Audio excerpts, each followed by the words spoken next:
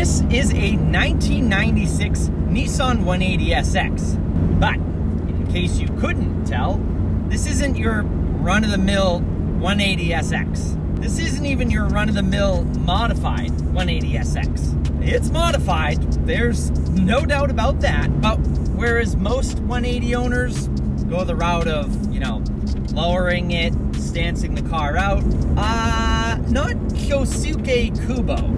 And no matter how badly I butchered his name, he's the man behind the idea that is the lifted Nissan 180SX. A car that's obviously cool enough to be featured in a Motor Trend article.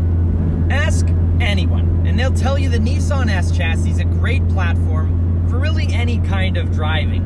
It's good for drifting, it's good for autocross, but no one ever says how it is off-roading. Kyosuke Kubo from Osaka, Japan, is the man behind this build. And he was inspired by his mother, who's a fan of off-roading and drives a modified BMW X5 that I guess is modified and built like this. And the cool thing is, this wasn't built for just show, and it wasn't just built to aggravate the 180SX community. He actually used the car at local rally events. I mean, Nissan did participate in Group B back in the day.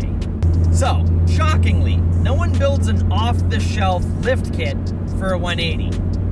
I was surprised too, I know. But a four-wheel drive shop in Japan known as Top Rankas built a one-off lift kit for this car that can utilize off-the-shelf coilovers. Now, to fit those massive BF Goodrich all-terrain tires, Kubo used Rocket Bunny over fenders, and to protect the front mount intercooler from trees and rocks and other stuff you might encounter on a trail, he installed a push bar up front. And out back, the rear bumper was replaced by this rigid steel tube one, and it's even fitted with LED off-road spotlights.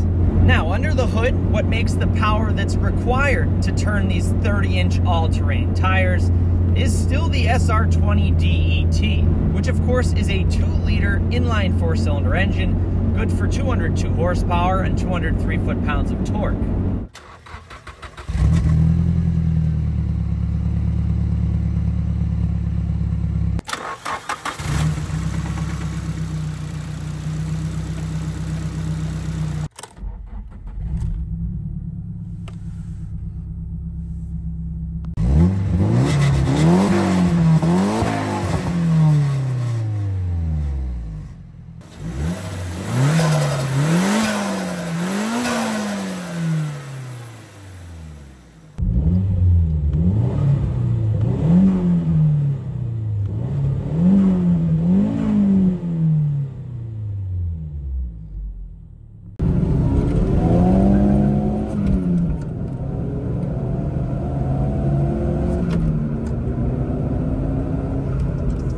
And it sends that power down to the rear wheels because, yes, this is still rear-wheel drive, no four-wheel drive conversion or anything, through this standard 5-speed manual transmission.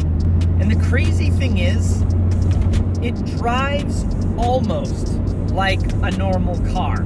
It doesn't drive how you would think it drives. Sure, the all-terrain tires are noisy, that's why I'm raising my voice. They're noisy on anything. And the car, you know, rides differently because of those tires. But it's not too harsh in here. It rides, it kind of handles like you would think a car handles with the coilovers maxed out. But other than that, you still have a full turning radius. The tires don't hit things.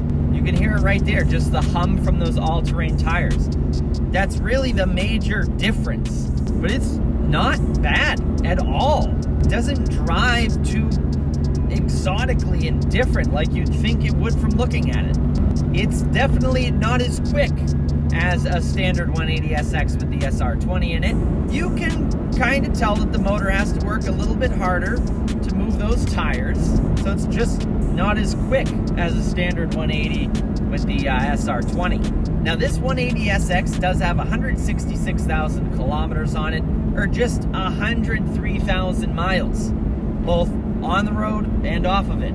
This thing is just truly, truly unique. You never see things like this.